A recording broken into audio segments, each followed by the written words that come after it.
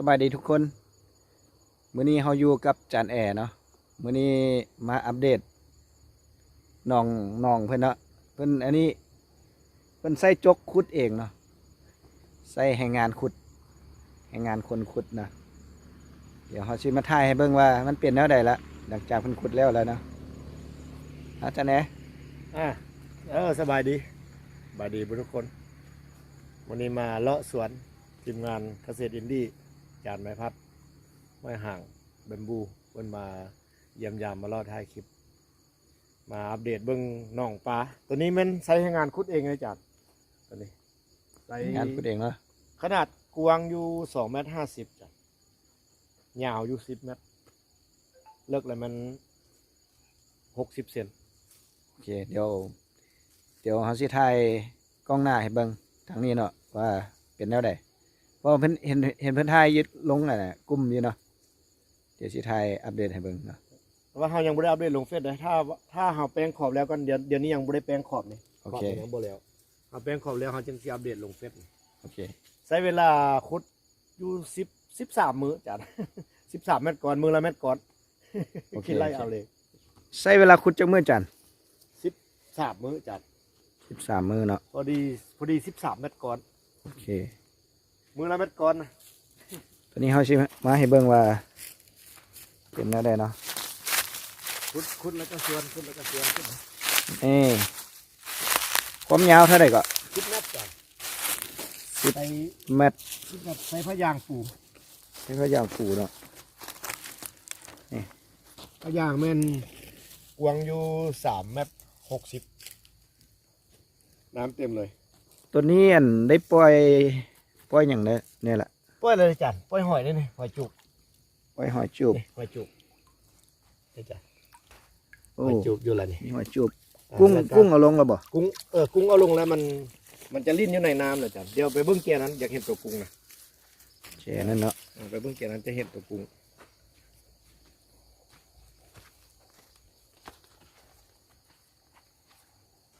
มีปลาซิวนำก่อน ซิว หอยกุ้ง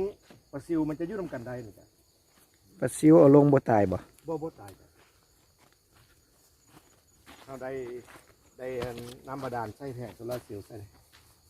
นี่กุ้งมันจะอยู่นี่นะตอนมา อันนี้แหน่แดงเนาะ อันนี้แหน่แดงแหน่แดงใส่ตอนมามือสวยนี่มันดิ๊กแดกอยู่นี่แหละ ตัวนี้มันรี่เนาะ น่าจะลงพื้นแล้วนี่ ยันกล้อง ลงพื้นบัดเอาขุดใส่ว่างต้นไม้นี่อะโวคาโดนี่034พวกเอาโคโดใส่ละ ตัวปลายางเขาสิตัดออกเบิดได้ปลายางจ้ะให้เบิ่งปลายางส่วนนั้นเขาสิตัดออกเบิดเลยเดี๋ยวลงไม้กินหมากกับมะพร้าวไปเบิดเลย โอ้อันปลายางนี่สตาร์ทออกเบิดบ่ แม่นล่ะตัดออกเบิดเลยเพราะว่า เป็นหยังคือว่าสิตัดปลายางทิ่ม มันได้ตื้นดึกลูกเสานะจ๊ะยามฝนก็ญาติฝนเมื่อยหลายเฮ็ดน้ำยางนี่เมื่อยหลายแต่ก็โอเคอยู่ได้พอมีรายรับประจำอยู่ จะได้ประจำยังเป็นอย่างอยู่เนาะ แม่นรายรับประจำก็ยังเป็นอย่างแต่ว่ารายรับปกติก็เป็นอย่างแต่ว่ารู้สึกว่าเมื่อยหลายพอแท้หลายแล้วก็ตัวเองก็เท่าไปทุกมื้อ เพราะว่าช่วงนี้เขากำลังปลูกยาง และจานคือว่าสิตัดต้นยางทิ่ม แม่นล่ะจ้ะเขาจะสวนกระแสกับเขาเจ้าบ่ลงตามกระแส โอเค เขาเจ้าปลูกให้ปลูกไปก่อนแต่ว่ามันเป็นความคิดของส่วนบุคคลของใครของมันว่าอันนั้นมันเป็นความคิดต้นตัวเนาะเฮาแล้วอยู่ประจำเฮาก็อยากเฮ็ดแบบนี้ประมาณนั่นแหละเอาง่ายๆว่าเฮาเฮ็ดกับยางมานี่5-6 ปีแล้วเฮารู้สึกเมื่อยหลายแล้วเฮาอยากเปลี่ยนจากยางไปเป็นแนวอื่นอันนี้เป็นความคิดของ หมายความว่าปลูกดนแล้วก็ฮู้ว่าเฮาควรจะปลูกพืชตัวใด แม่น บ่ แม่นล่ะ ส่วนหลายคนส่วนหลายเนาะส่วนหลายปลูกพืชเสริงเดียวฉะนั้นจึงว่าหันมาแต่เอาแต่ยางเนาะ แม่น ฉะนั้น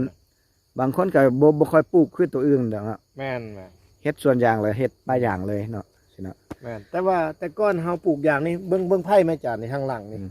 เห็นบ่ทั้งไผ่นี่มันบอกเฮาปลูกยางเฮาปลูกไผ่ซ้อนไปพร้อมนะ สลับยาง ส เนาะ ลับยางไป แต่ว่า นี่ หลัง ตัด จากเอายางออกไผ่เฮาก็สิออก ขึ้น กัน ใหม่ ได้เดี๋ยวออกคือกันได้นี่เห็นบ่นี่เห็นบ่เฮาปลูกลำไย ปลูกลำไยไว้ไกลแล้วตัวนี้จะอยู่บ่ได้เลยถ้าว่าจ้งตัวนี้ไว้ลำไยเขาจะบ่ขึ้นฉะนั้นเราต้องเอาลำไยขึ้นแล้วเอาไผ่ออก แม่นแหละเพราะว่าไผ่มันใหญ่ไว้มันจะห่มต้นไม้และหากมันหั่นน่ะเนาะหากมันเชียนน่ะ แม่นล่ะ หมายความว่าหากมันจะส่านไปทั่วเนาะ เฮ็ดให้ห้างลำไยนี่ดูดอาหารบ่ได้กินอาหาร นั่นแหละ แล้วตัวนี้โซนนี้เราปลูกเบี้ยไม้หลายแล้วก็จัดอะโวคาโดมีหลายต้นอยู่ก็ โอ้ปลูกหลายเนาะ อะโวคาโดแล้วก็มีละมุดแน่ นี่อะโวคาโด ตัวนี้คิวบาพันธุ์คิวบาตัวนี้ ตัวนี้1,000 บาทเนาะ แม่นเป็นของจันเต็งเอามาให้เฮ็ดพันธุ์ดี โอ้จันเต้งเนาะ จันเต็งตัวนี้คิวบาเห็นบ่แห้งแรงร้ายจัดนี่อันนี้ก็คิวบานี่หดน้ำ ตัวนี้ บ่ น้ำ ทัน น้ำบุคอเนาะ บ่ได้หดน้ำอาทิตย์หนึงแล้วประมาณนี้แหละจ้ะเพราะว่า อืม ธรรมดาเขาก็หดอาทิตย์ละครั้ง โอเค ตัวนี้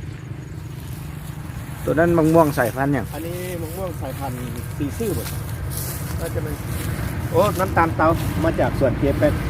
โอ้ ออกดอกแล้วแต่ว่าเอาซิบ่เอาดอกมันเอาสิปิดทิ่มเอาปิดเบิ่งให้เบิ่งตอนนี้ก็ได้ อันนี้มันต้นมันยังน้อยอยู่เราบ่ควรเอา เพราะว่าถ้าเราเอาดอกมันตอนนี้ก็คื ไอ้ อ จงใบหมากนั้น อ่ะจงไว้หมากหนึงไว้เบิ่งก็ ห ได้ มากวางนี้คันมันติด คันมันติดก็จงหมากเดียว ให้มันจงไว้เนาะ นั่นแหละเดี๋ยวนั้นบ่ควรจงเพราะต้นมันยังน้อย อันนั้นแม่น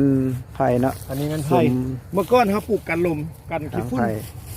ปลูกกันขี้ฝุ่นแต่ว่าต้นหน้าเขาที่แล้วออกคือกันนะหัวจงเลย อ่า มันชี้ห้อมมันชี้งามไม่กินหมาก โอเคเดี๋ยวไปเบิ่งว่าพืชพักนี่ปลูกอยู่ใส่ในปลูกแบบใดดิช่วงนี้ปลูกพอกินบ่หรือว่าเอาหันออกตลาดได้บ่หรือว่าปลูกพอกินบ่ได้ซื้อเขา ต้นหลายแล้วเขาจะปลูกไว้เน้นแต่เฉพาะครอบครัวเขาบ่ปลูกหลายหรอกนี่ อ่า ตอนนี้ครอบครัวเขาก็ บ่ทั่วเนาะ กิแล้วนี่ คันมันเปลี่ยนก็พอแล้วเนาะ คันมันเป็นก็บ่ามือเก็บไปต่ำก็ได้ละ แม่น บ่ามือเก็บไปกับลาบก็ได้ละ เพราะว่าปลูกพืชหลายอย่างเนาะคันว่าปลูก คัน ปลูกหลายอีกมันสิเบิ่งบ่ร้อนเนาะ อันหนึงปลูกหลายเบิ่งบ่ร้อนอันสองมาปลูกหลายเขาก็สิมีเวลามางมแต่ตัวนี้แล้วก็ได้ลำเลียงตัวนี้ออกไปตลาด อืม แล้วไอ้ผู้ออกตลาดก็ยังบ่ทันเก่งบ่ทันชำนาญเทื่อนะ โอเค ก็เลยว่าเอาไว้ซ้ำนี้ก่อน ก็ก่อนหน้านี้จานเฮ็ดเวียกหยังแน่มานี่ก่อนสิมาอยู่น้ำสวนประจำนี่ โอ้หลายอย่างนะจ๊ะแต่ก่อนเริ่มต้นก็เป็นอาจารย์สอนนะสอนมัธยมต้นนะ สอนวิชาอีหยัง สอนวิชาคณิตศาสตร์ธรรมศาสตร์ม .3 หลายปีเติบเลยจ้ะ11 ปีพุ่นนะ โอ้โดนเติมเนาะ แม่นก็เลยว่าลาออกมาครับยังบ่ได้มาลงสวนเท่าเลยยังคิดว่าโอ้ต้องหากรหื่นจากกรก่อนเป็นเวียกนำหลายบริษัทเลยคือบริษัทภูเบียร์ก็ไป บริษัทพรศักดิ์กรุ๊ปก็ไปแต่อยู่สุดท้ายมา ไปเฮ็ดเวียกก็ได้แต่เงินค่ำมาก็เฮ็ดเวียกตื่นมาก็เฮ็ดเวียก มันมีกะกลางคืนได้กะกลางเว้นได้เนาะก็เปลี่ยนวิกกันไป คือวิกนี้เฮาเอ็ดกลางเว้นนี้7 มื้อก็เป็นกลางคืน7 คืนแล้วก็พักผ่อนพอเดือนได้เงินเดือนเบิดเดือนเงินเดือนก็เบิดคือกัน เพราะว่าเราต้องซื้อกิน ก็เลยตัดสินใจว่าลาออกมาเริ่มต้นเฮ็ดสวนอยู่2017จ้ะเริ่มต้น โอ้ แต่มาเฮ็ดสวนก็พบอุปสรรคหลายอย่างนะจ้ะกันปัจจุบันนี้ก็ยังพบนี่เบิ่งไกลๆเฮานี่อันนี้มะเกียงทับทิมเลยนี่เขาปลูกไปแล้วกำลังงามขึ้นมาหมดงามเลยนี่จ้ะหมดงามกินเปลือก ถือว่าการเฮ็ดสวนนี่มันก็มีอุปสรรคเนาะ แม่นแหละ เฮ็ดหยังมันก็มีอุปสรรคมันบ่ราบรื่นเสมอไป แม่น บ่ เขาคิดว่าโอ้มันต้องไปได้ดีแต่ว่าก็บ่แม่นเลย อ๋อ แต่ถามว่าท้อบ่ก็บ่ได้ท้อจ้ะเพราะว่าเราต้องให้เป็นบทเรียนสอนเฮาให้ดีที่สุด แสดงว่าตัวจริงกับเฮาคิดนี่มันแตกต่างกัน แม่น เนาะ มัน แตก มัน ต่าง จะ กัน มันจะบ่คือกันเลยจ้ะเขาขึ้นนี่มันไปฮอด100%แล้วแต่ตัวจริงมันจะได้แต่20หรือ25%นึงเลย อันช่วงนี้รู้สึกว่าเป็นแนวใดเรื่องการใช้ชีวิต ก็ถือว่าโอเคจะได้จัด อืม การใช้ชีวิตแบบสาวสวนก็ถือว่าโอเคอยู่ถึงที่พบอุปสรรคแต่ว่าในแต่ละมือละเว้นก็พอไปพอมาหมายความว่าเบิดเดือนมาก็มีเงินขายยางพอได้ซื้อข้าวกิน อาหารการกินเฮาก็อยู่สวนเฮาเป็นหลักเลยบ่ได้ออกตลาดประมาณนั้นล่ะ อันมันมีตัวใดเนี่ยที่ว่าเฮาสามารถปลูกอยู่สวนเฮาโดยที่ว่าเฮาบ่ได้เพิ่งตลาด โอ้หลายได้จ้ะเช่นว่าปลูกแล้วก็กินไปน้ำเบิดไปน้ำเนาะเช่นว่าทางนี้ก็เป็นผักโบง หอมโฮกบ้งเนาะ เป็นหอมเป็นนี้ส่วนนี้จะมันกินไปเบิดแล้วนี่นะกินไปเบิดแล้วแล้วยังอีกส่วนหนึง ใส่ ปลูกไว้สองส่วน สามารถใช้ภายในครอบครัวกลุ่มเนาะ ในครอบครัวได้นี่ อ๋อ แล้วเหลืออยู่ส่วนนี้จะเหลือแต่หมักทั่วฟักยาว อ่าฮะ อย่างนี้ ฉะนั้นก็ได้กินผักสดอีกแม่นบ่ ได้กินผักสดนี่ผักสลัด อันนั้นต้นนี้แม่นหยังจานต้นนี้ โอ้กาแฟ กาแฟบ่ กาแฟ อ้าว แต่ว่าเอาบ่ฮู้สายพันธุ์นะ คือว่าใบใหญ่ใบเขียวแท้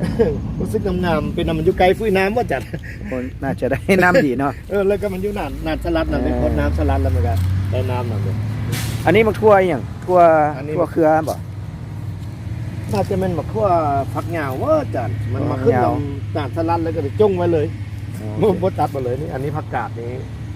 ผักกาดนี้คือว่าจ้งไว้เอาแนวแล้วเอาแกนไปปลูกปีต่อ ข ไป อแนวแล้วเนาะ อันนี้มักไส้มักไส้ใหญ่ อืม ไผ่มักขมสายขม โอ้ตัวใหญ่บ่นี่ ตัวใหญ่เลยเลย โอ้คักแล้ว มา เนาะ น้อยมีเฮาบ่ได้ปลูกหลายคันปลูกหลายก็ได้ กับลาบนี่คักแน่นอนเนาะ โอ้คักสุดแล้วกับลาบ เออ กับป่นนี่มันจะมีหมากแก้หมากอ้วนคนกันเลย โอเคจานไปเลาะโซนนั้นเบิ่งโซน อันนี้ไม้กินหมากเขาบางงอก โอ้กำลังเนาะกำลังขึ้น เขาปลูกซาได้จ้ะมันจะเจริญซา อ๋อหลังจากตัดต้นยางแม่นบ่นี่ หลังจากตัดต้นยางไปแล้วเขาปลูกบางงอนี่ โอ้ ตกอยู่กลางเดือนเก้าเลยนะจ้ะ ถือว่าโซน ตัดผลแล้ว โซนแถวนี้เนาะโซนแถวนี้น่ะ เอาลงไม้กิน ตัด หมาก ตัดต้นยางออกเบิดเนาะ ชิ้นส่วนหน้ายางหมากยัง อันนี้จะมีน่ะไม้ไผ่สลับไม้กินมากนํเนาะก็ถือว่าไม้ไผ่ก็บ่เป็นหยังปลูกไว้ใส่ลำไว้กินนอคันว่าเฮาอันน่ะปลูกกันน่ะปลูกต้นไม้ใส่แล้วเนาะมันหกหรือว่ามันคุ้งเฮาก็สามารถตัดออกได้เนาะ ตัดออกได้นี่อันนี้หมักแข้ง แข้งเนาะ อยากกินก็ สามารถ เอาอย่างนี้เลย กินบ่ทันก็จนแก้ได้จาน เด้ บ่กินบ่ทัน เนาะ แล้วก็สลายก็ สิ่ง มันน้อย สิ่ง นะ ดีของการเฮ็ดสวนเนาะ มันน้อยมันบ่พอออกตลาดหรอกแต่ว่าคันมีคนมาซื้ออยู่สวนก็ขายแต่ส่วนหลายแล้วมันมาว่ามีบ่แข้งว่าเก็บเอาเลยนะบ่ได้ขายหรอกนี่ สำหรับระบบน้ำนี่เฮ็ดแนวใดจันเอาแนวใดระบบน้ำ ระบบน้ำเอาใส่โซลาร์เซลล์อยู่2แผงนี่ ใช้สองแผง เห็นวางพื้นจังซี่บ่มันบ่มีค่าได้จัดคนผู้เดียวแล้วยังบ่แล้วพี่เป้าหมายเอาวางไว้ซ้ำซาเนาะนี่บาดาลนี่บาดาล ระบบน้ำใช้บาดาลเนาะ ใช้บาดาล โอ้นี่ นี่บาดาล ใช้บาดาล เลิกอยู่60เมตรนี่เจาะนี่ใส่บาดาลโซลาร์เซลล์ตอนนี้ตะเวนตกแล้วบ่มีน้ำบ่ขึ้นละ ใช้บาดาลต่อใส่ เออ หดน้ำเนาะ นี่ได้มี2วาล์ว อืม เอาอยากเอาไปทางนี้เอาก็เปิดวาล์วนี้เอาอยากไปทางนี้เปิดวาล์วนี้มี2 โอ วาล์ เค วอันนี้แม่น ตัวนี้เกี่ยมเห็นหยัง เขาเกี่ยมเม็ดอ่างน้ำ เกี่ยมเห็นอ่างน้ เพราะว่าเฮาเสียดอ่างน้ำเอาบาดาลขึ้นมาใส่อ่างนี้แล้วเขาจะสิเปิดจากอ่างไปทั่วสวนบัด ำอ๋อ นับจากนี้ไป เส้นผ่ากลาง4เมตรเอาพุทธอยู่นี่ตอนนี้มันได้แต่3เมตร60เขาออกอีกหมายไว้แล้วแต่ว่ายังบ่ได้แล้วนี่เอาลงเมตรนึงแล้วเอาขึ้น2เมตรบริมาตรน้ำคำนวณไว้น่าจะประมาณอยู่42เมตรก่อนนี่แหละจ้ะให้มันได้อยู่ประมาณ42หา45เมตรก่อน ตัวนี้สิเฮ็ดแนวใดสิกรอบบ่ ก็บล็อก2ชั้น โอเค สารเล็กก็บล็อก2ชั้นแล้วก็เทปูนลงใส่ โอเค อันนี้ ไปอันนี้คือว่าต้นนี้อย่างสูงๆนี่ โอ้อันนั้นเรือยางพารา เยอะอย่างบ่โอ้เสีย เรือยางพาราเป็นตาติดตาแล้วจ่ายแต่มันบ่ทัน ผู้เดียวเลยนี่เราก็ลองติดติดตาแล้ว ติดตาเอาไว้ ติดว่าไว้ ให้ผู้สนใจมันเนาะ ผู้ใดสนใจอยากปลูกเขาก็ อ่า สนอง โอเค อยากให้เลยในมะม่วงส่วนหลายเขาจะเน้นไม้กินหมากนี่มะม่วงพวกงาดางแดงกำลังออกซอง ตัวนี้งาสร้างแดงบ่ แม่นงาสร้าง ต้นใหญ่แล้วตัวนี้ โอ้ปลูก2 ปีแล้วนี่จ้ะ แม่นบ่ โอ้แต่ว่ามาได้อาหารจากจุลินทรีย์สังเคราะห์แสง โอ้ โอ้ได้ผลเลยจุลินทรีย์สังเคราะห์แสงโอเคเอาใส่นี่ มันใหญ่ไว้ป่านนี้ว่า2 ปี งามได้2 ปีนะโอเคเลย โอ้ถือว่า2 ปีนี่ถือว่าใหญ่ไว้ได้จัด แม่นๆนี่เทียบกับต้นข้างๆนู่นนี่ต้นข้างๆนี่ก็2 ปีแต่ว่า แต่ว่า ต้นนี้ คนละสายพันธุ์กันบ่ บ่ได้จุลินทรีย์นี่นะ โอ้ตัวนี้บ่ได้ใส่ บ่ได้ใส่จุลินทรีย์สังเคราะห์แสง อ่า อันนี้เป็นม่วงกระสอแต่ว่าเสียบยอดแล้วเอาไว้กินส้ม อันนี้อยู่ใกล้แคมป์ทางเลยเนาะ แคมป์ทางแดงมันจะขี้ฝุ่นหลาย ขี้ฝุ่นมีหลากหลายเอาเบียร์ใหม่ที่ว่ามันบ่ได้ผล100%เช่นอย่าง เอาการเบียร์ใหม่ขึ้นมาว่าพันเบียร์เขาที่ได้จำหน่ายเบิดพันเบียร์บ่ได้จ้ะนี่สังเกตให้เห็นแล้วนี่ ก่อนสิได้อันน่ะขายเบียร์ไม้เนาะ แม่น ก็บ่ธรรมดา ก็จะไขยเบีย เนาะ ร์ใหม่ลุกทุนทางงานลุกทุนทั้งถงลุกทุนทางดิน ลุกทุนทางเบียร์ใหม่นี่บ่แม่นว่าเฮากาเบียร์ใดสิได้ขายเบียร์นั้นบ่แม่นได้จ้ะ ก็ถือว่ามีอุปสรรค มัน นำ ก็มีอุปสรรคหลายอย่างด้วยกันนี่ โอก ล่อง เค เต็มนี่แม่นว่าแล้วนี่กล่องสวดๆจังซี่มัน ที่จริงเฮ็ดสวนนี่มันก็บ่ได้แบบว่าบ่คือเฮาคิดแม่นบ่มันสิแบบว่าปลูกและงามเลย บ่ เนาะ แหละอาจารย์บ่แม่นคือที่เฮาคิดได้ เออ จะมีทุกอย่างแค่มีอุปสรรคเบิดเลยนี่บ่อันนี้สมพู่นี่มินหมากเลยเดี๋ยวปิดหมากให้มันแบบ ชมพู่เนาะมะเขียง มาเกี่ยงนี่ เฮาเอิ้นว่ามะเขียงนะ นี่เป็นหมากแล้วได้ หมากแดงดีเนอะ หมากแดงดีแต่บ่สุกคักนี่แต่ว่า อ่า การกรอบได้ โอ โอ้ เค ล้างก่อนเด้ อันนี้ได้พันธุ์มาได้ไส อันนี้พันธุ์มาจาก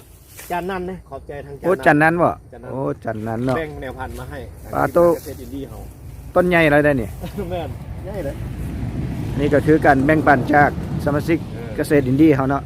ต้องได้ล้างก่อนเด้ถึงที่ปลอดเคมีอยู่ โอ แต่ เค บ่ปลอดขี้ฝุ่นเด้ โอเคขี้ฝุ่นหลายแคมป์ทาง อันนี้เป็นส่วนนี้เป็นส่วนกลาง แถวนี้ก็เป็นส่วนกล้าเนาะ ส่วนกลางเบีย ที่ ร์ ไหน อันนี้ดินนี้เขาซื้อทุกปีนะปีละ2 รถ อ่า ราคาดินก็ขึ้นทุกปี ดินอันนี้เอามาเทียนน้ำของบ่ แม่นดินแคมป์ของอะ อืม ดินแคมป์ของ ตัวนี้ก็เป็นมากแล้วม่วง เป็นหมากแล้วนี่เห็นบ่ต้นเสียบยอดนี่เขาเสียบยอดเองปลูกเอง เบิ่งถ้าว่ามันหมักใหญ่มาสิมาอัปเดตเลยเนาะ ได้แล้ว ทายเบิ่งว่ามันเสียนติดหลายว่าใช่ประมาณนี้เนาะ โอ้น่าจะติดหลายอยู่ได้จาน อ่า เอาเบิ้งหมากน้อยๆนี่ ตัวนี้พันธุ์หยังตัวนี้ เฮา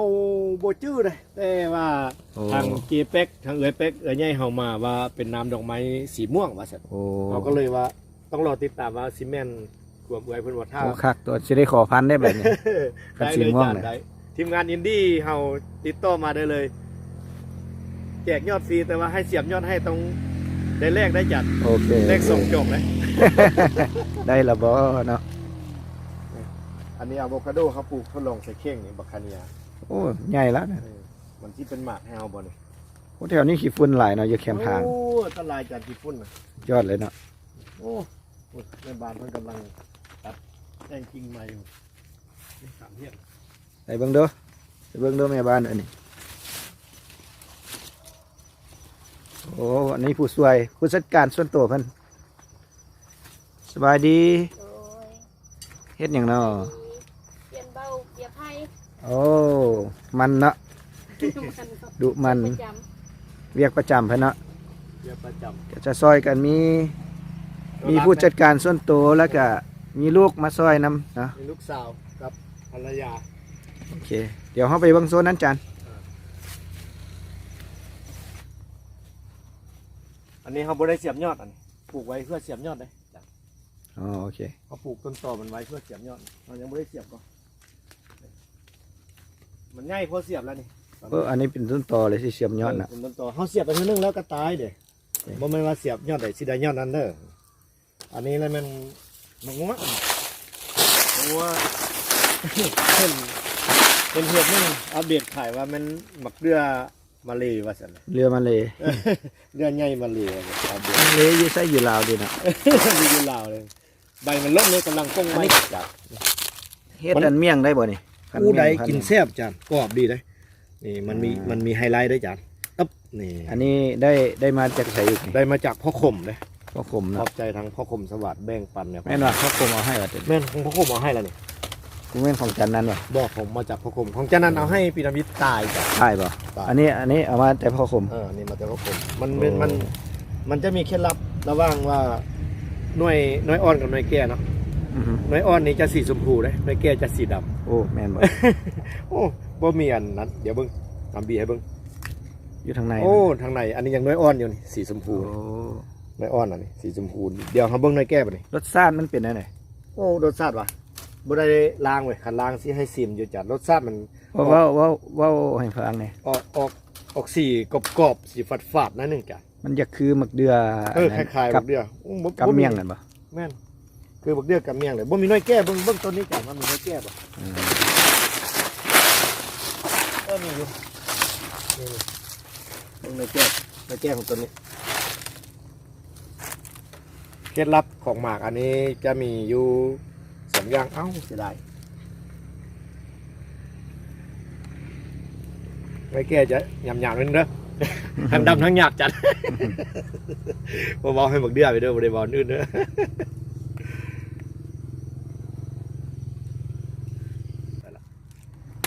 น้อยแก่จะสีดำเด้อ โอ้สีดำเนาะ แล้วน้อยอ่อนเอาไปวาง บางทีมันสิมีแมงเข้าไปในมันบ่ บ่มีได้จัดธรรมชาติของมันเลย เออ ตันอยู่ก่อนนี่มาบัดนี้มาเบิ่งน้อยอ่อนไหมแน่น้อยอ่อนจะสีชมพูงามเลย โอเคโอเค แตกต่างกันหลายก่อน โอ้ รสชาติน้อยอ่อนจะแซ่บกว่าเด้อ นี่สิใบใหญ่เนาะ ใบใหญ่ช่วงนี้ใบร่นนี่กำลัง โอเค กำลังเปลี่ยนใบใหม่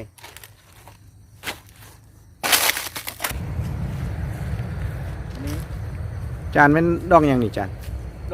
ดอกแค่ฝรั่งจ้ะ แค่ฝรั่ง มันได้กินได้ทั้งดอกกินได้ทั้งหมาก โอ้งามตัวนี้เนาะ งาม เออ อันนี้ดอกมันหมากมันก็มีนะมานี่มัน โซนเฮาเลี้ยงสัตว์นี่เลี้ยงหยังไง อะโวคาโด อันนี้มอนเบอรี่พันธุ์เชียงใหม่เป็นดก โอ้ ตัวนี้ กำ มั ลั น งเป็นอ่ะ ตัวนี้เขาคิดว่าแม่นดำออสมันออกมาบ่แม่นดำออสเลย ยาวแมันบ่ ยาวเป็นไต้หวันสตรอเบอรี่เลย โอ้เป็นดก แส ปาน ดง นี้ ว่าเขาเขียนปลายผิด เป็นดกขนาดเลยจ้ะวานชุนนี่เลี้ยงสัตว์หลักๆก็มีหมอน้อยไว้ย่องใส่กับปากกัน อ่าฮะ แม่นหอยน้อยที่พ่อพันธุ์ขึ้นมาอ่างหอยข้างนี้แม่นผักขะแยงแหนแดงกินแกงนอ อืม ผักขะแยงอยู่นี่เลย ที่ว่ามันมีหลาย เออ หลากหลายอย่างอยู่ อันนี้แม่นหมอน้อยย่องใส่กับป่นปลาเลย อันนี้แม่นกระปูนี่กระปู มันจะอยู่ในนี้กระปู เออ นี่ ที่ว่าเลี้ยงกบเลี้ยงกระปู กระปู เลี้ยงคันทดลองเนาะ เลี้ยงไว้บ่ได้เลี้ยงไว้จำหน่ายเลยเลี้ยงไว้กิน เลี้ยง อัน ไว้ นี้ ท มัน ดลอง ปลาดุก เลี้ยง แม่ ไว้ พัน กิ ธุ์ น เนาะปลาดุกแม่พันธุ์อันนี้ก็หอยน้อยเชอรี่อันนี้กบพ่อแม่พันธุ์ตัวใหญ่ๆจ้ะกำลังสีผสมพันธุ์เดียวเอาแม่พันธุ์ให้เบิ่งอ๊อบนี่ โอ้ตัวใหญ่เนาะ กบแม่พัน ตัว ธุ์ ยอดเลย ตัวนี้น่าจะได้ประมาณ5 ขีดหรือ6 ขีด โอเค นี่หอยเชอรี่ มีหอยน้ำเนาะ หอยเชอรี่ อืม หอยธรรมดาตัวนี้หอยทอง มีสีทองบ่ หอยตัวนี้จะเป็นหอยเชอรี่สีทองสีทอง ธรรมดามันจะแตกต่างมันจะดำนี่มันจะโบเป็นสีทอง อืม ธรรมดา ต่างกันเนาะ ต่างกันละแล้วก็ยังมีหลายๆอ่างหอยโดยกับไปกบไปข้างนี้ อันนี้ปลูกไม้กินหมากไว้ปลูกมะนาวเอาไปที่ไรแก้มปล่อยน้ำออกมาน้ำมะนาวจะได้กินน้ำจากตรงเขาปล่อยออกมาเลยหมากเลยอันนี้ส่วนนี้แม่นพวกอ่างสันเลี้ยงโอ้มีปัญหาเลยมันตัวนี้อ่างเอี้ยนจ้ะ เอียน เอี้ยน มัน กับ สิอยู่ไหนเนาะ เอี้ยนกับปลาข้อเดี๋ยวอยู่นำกันกับหอย อืม อันนี้มันกบพ่อแม่พันธุ์ได้ไหมเอี่ยนโอ้ตัวนั้นมีปัญหาแล้วอยู่คนเดียวงานนี้พูดแม่พันธุ์ยังไม่ได้คัดเลยไม่ได้คัดแม่พันธุ์เตรียมชื่อคัดแล้วนี่เข้าเดือนเข้าฤดูคัดแล้วนี่แล้วก็ยังขึ้นยันหนุนแล้วก็ยังมีหลายๆอ่างนะคือว่าเขายังรอบบ่ทั่วเนาะตัวนี้จะเป็นอ่างกบตัวนี้อ่างปลาข้ออ่างเอี้ยนตัวนั้นอ่างปลาเข็งตัวนี้จะเป็นอ่างปลาซิวกับกุ้งต่อไปเป็นปลาดุกรัสเซียต่อไปปลาดุกบิ๊กอุ๋ยตัวนั้นจะเป็นอ่างปลาโดแล้วต่อมาจะเป็นอ่างอันปลาดุกพ่อแม่พันธุ์ตัวนี้รวมมีอยู่8อ่างตัวนี้จ้ะ ก็ถือว่าเลี้ยงหลายอย่างอยู่ เลี้ยงหลายอย่างเพราะว่าเราเลี้ยงไว้ บริโภคส่วนหลายแล้วมันใน1เดือนเราจะบริโภคอยู่นี้จ้ะบ่ได้ออกตลาด โอ้ อาหารการกินเฮาลักๆแล้ว ครับ มันอยู่ ใส่ นี่ ครอบครัวเนาะ กินในครอบครัว เพราะว่าค่อนข้างยากที่จะออกตลาด โอเค โซนนี้เป็นไม้กินหมากกับน้ำหวายกับกล้วย น้องไหวเนาะ น้ น้องไหว ำหวายต้นน้ำหวาย น้องไหวต้น อันนี้เขาอยากกินแก้วมื้อใดเขาก็มาตัดเอาอยากกินอ้อมมื้อใดเขาก็มาตัดเอา โอเค คือว่าอาหารการกินอยู่ไกลตัวสร้างอาหารไว้อยู่ไกลตัวถ้าเรามีเงินเราก็ต้องเล่นไปซื้ออยู่ตลาด แต่ไปฮอดตลาดที่มีหรือบ่ก็ยังบ่ฮู้ แม่นแหละ อันนี้เขาอยากกินยังไงเขามาตัดเอาเลย โอเค อันนี้มันหนูาซื้อ มีหนูสะเพรานำ หนูสะเพรา หนูสะเพราแมันบ่ ไว้เบิ้งก็ได้เลี้ยงไว้ขายก็ได้เลี้ยงไว้กินก็ได้เนี่ย โอ้ สะเพรา แต่ละหักนี่ กินแต่หญ้าได้จ้ะ มีลูกน้อยเอานำเนาะ แมนเกิด3 ตัวแล้วโอ้เลี้ยงบ่ฮอดปีแพร่มากระหลายจานเดี๋ยวนี้หลายๆคนมาขอแบ่งปันแนวนำได้ อืม แบ่งออกไปให้กับเจ้าเป็นเศร้าแล้วนี่จ้ะกระทาบ่แบ่งให้เจ้านี่ป้าเขาว่ามันฮอด50-60แล้วก่อนนี่ โอเค ตัวนี้นะ นอกจากนั้นมันมีอย่างแน่ที่เฮากล้าไว้จำหน่าย โอ้หลายได้จ้ะประเภทจำหน่ายนี้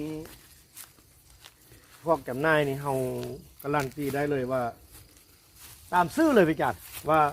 ส่วนผมมาเกษตรอินดี้จำหน่ายลูกกบและพันธุ์ไม้นะอยากได้พันธุ์ไม้ชนิดใดลองติดต่อมาก็ได้คือมะม่วงนี่ก็มีอยู่20ปลายสายพันธุ์คือไผ่ก็มีอยู่10ปลายสายพันธุ์มันเบอร์รี่ก็มี10ปลายสายพันธุ์อะโวคาโดนี่ก็มี10ปลายสายพันธุ์เลยจ้ะนอกจากนั้นยังมีซีดาเลยมีหลายๆอย่าง อันนี้มันสูตรนี้มันเบียร์เผาอันนี้มันเผาน้ำหอมเปียเลย ตัวนี้หอมเตี้ยมบ่ น้ำหอมเปียจำหน่ายในเบียร์หนึ่ง50,000 กีบ อืม อันนี้เขาใส่เบาไว้เรียบร้อย ใหญ่แล้ แล้ว วก็ นะ ลึงกับแสงแดดเอาไปปลูกได้เลย ถือว่า รับประกัน สูงไก่หัวเข้าแล้วนะ สูงงาม เพียงแอว มันจะมีเผาเตียน้ำหอมเตียมีเผาไฟ แล้วก็มีเผากะทิมีเผาแกงและมีเผาสูง อืม มีอยู่3-4อย่างอันนี้ส่วนอันนี้แมนพริกไทยปีนี้น่าจะออกหมากให้เราแล้วนี่พริกไทย โอเค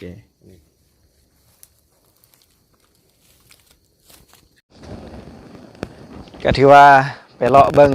สวนจันแอมาแล้วเนาะเป็นจังไดจันแอถือว่าเฮามาใช้ชีวิตแนวนี้เป็นจังได ว่าก็โอเคได้จัดหลังจากที่ว่าเขาออกจากชีวิตกรรมกรที่ว่าลาออกจากบริษัทมาใช้ชีวิตแบบนี้ก็ถือว่าโอเคเลยมันเป็นชีวิตที่ว่าง่ายๆเป็นนายตนเองก็ว่าแม่นหรือว่าใช้ชีวิตแบบเพิ่งพาตนเองแบบดึกดำบรรพ์ก็ว่าแม่นเช่นว่าอาหารการกินเขาก็บ่จำเป็นต้องออกตลาด เป็นพักเป็นหอมก็อยู่ข้างหลังเขานี้ประมาณนี้ ทางหลังนะ อยากกินมักเล่นเขาก็ ถือว่าปลูกใช้ไว้ในครอบครัวได้เนาะ ในครอบครัวเอาได้ อ่า อยากกินมักเล่นอยากกินอย่างเขาก็ปลูกเอาเลือกกินถ้าอยากเอาไปขายก็ขายได้บ่อยากขายหมู่คู่มาเขาก็แจกหมู่คู่เมื่อ โอเค ฉะนั้นถือว่าการใช้ชีวิตแบบนี้มันก็ลงตัวไปอีกแบบหนึงมันบ่แข่งแย่งแข่งขันประมาณนั้นอาจารย์ อือฮึ มันอยู่แบบพอเพียงแบบว่าบ่ดิ้นรนบ่ยานไผสิมาวุ่นวายแล้วก็บ่ไปวุ่นวายกับไผนะบ่อิจฉาไผ โอเค ประมาณนั้นแหละจ้ะคัน ถือว่าอ่าเดี๋ยวถ้าว่ามันไม่เป็นมากเดี๋ยวเราสิมาอัปเดตอีกเทื่อนึงเนาะมาเบิ่งว่าอันบางม่วงเฮาบางไม้เฮาสนิทนั่นมันเป็นหลายซำใดแน่เนาะถือว่าหลักๆก็คือส่วนเฮานี่ก็จะปลูกผักนำเนาะปลูกผักปลูกหลายอย่างคือว่ากลุ่มครอบครัวเนาะ แม่น พ่อแม่ลูกครอบครัว นั่นล่ะ นอกจากนั้นก็ยังมีแบบหมู่คู่มาหาเนาะก็ยัง แม่นจัด ได้ซุ่มได้แซวโดยที่ว่าบ่ได้ซื้อจากตลาดมาว่าซั่นไป แม่น ค จั รั ด บ พาเข้าใหญ่ๆระดับว่า10คน15คนมาหาเฮานี่คือปลอดหลายจ่ายก็ได้จ้ะ โอเค เอาอาหารอยู่สวนเอามาแต่งพาเข้าใหญ่ๆครับแขกระดับ10-15คนนี่ถือว่าใส่ได้เลย ก็ถือว่าส่วนมันก็บ่ใหญ่หลายเนาะแต่ว่าเฮาก็สามารถ